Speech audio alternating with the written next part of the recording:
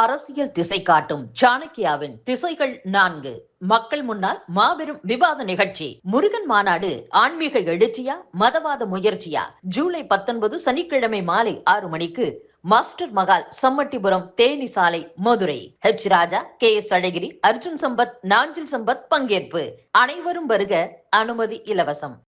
கோவை மாநகரில் சமூக வலைதளங்களில் சர்ச்சைக்குரிய கருத்துக்களை பதிவேற்றம் செய்த 40 பேரின் கணக்குகளை முடக்கி காவல்துறையினர் அதிரடி நடவடிக்கை மேற்கொண்டுள்ளனர்.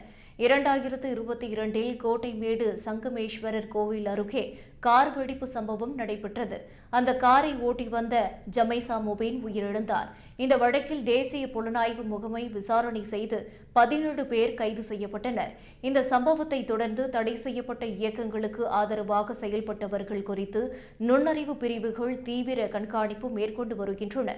இதற்காக 2000த்திற்கும் மேற்பட்ட நபர்களின் விவரங்கள் தனி செயலில் பதிவு செய்யப்பட்டுள்ளதாக தகவல் உள்ளது.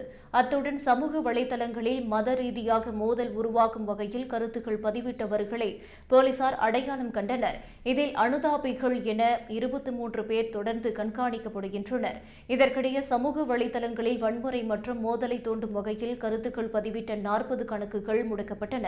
இவர்களில் ஒவ்வொருவருக்கும் குறைந்தபட்சம் 1 லட்சம் பின்தொடர்பவர்கள் இருப்பதால் சமூக சீர்கேடுகளை தவிர்க்கும் நோக்கில் இந்த நடவடிக்கை எடுக்கப்பட்டது என காவல்துறை அதிகாரிகள் தெரிவித்துள்ளனர்.